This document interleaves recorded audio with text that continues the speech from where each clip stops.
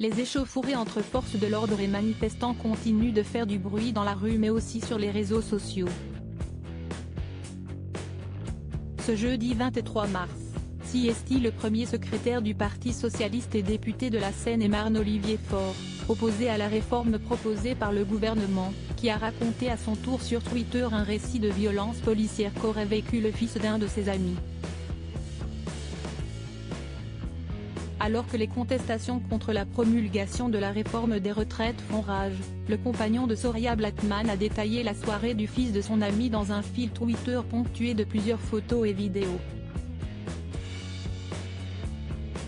Expliquant que le jeune homme serait arrivé mardi 21 mars place de la Bastille vers 22h50-23h, il aurait alors été attrapé pour être mis à terre par les CRS, sans sommation pour avoir applaudi et encouragé les agents de façon ironique, mais sans insulte ou violence.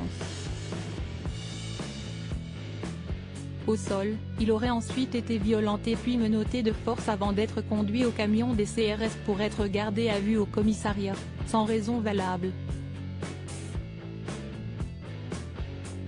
Après 20 heures d'arrestation, le député, très critique à l'encontre de la réforme et des ministres, a dévoilé que le jeune homme a finalement été relâché et a été voir un médecin qui a pu relever entre autres de nombreux hématomes, dermabrasions ainsi qu'une tuméfaction et une lombalgie.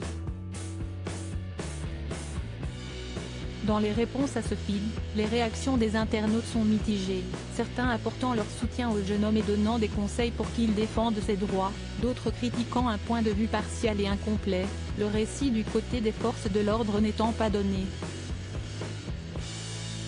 Olivier Faure, de son côté, n'a pas donné plus de commentaires après sa publication. Olivier Faure, l'homme qu'il fallait à la gauche ? Malgré son accession à la tête du parti de gauche, Olivier Faure est encore loin de faire l'unanimité au sein de ses troupes. Critiqué notamment par des éléphants du Parti socialiste, comme notamment François Hollande, son alliance avec Jean-Luc Mélenchon au sein de la NUP n'est toujours pas vue d'un très bon œil par les sympathisants et les militants socialistes. La crise qu'il a récemment vécue lors de sa réélection à la tête de son parti il y a quelques semaines n'a rien arrangé. Mais l'homme fort de gauche reste persuadé que c'est grâce à une coalition que la gauche peut revenir au pouvoir. Seul l'avenir pourra déterminer si sa stratégie est la bonne.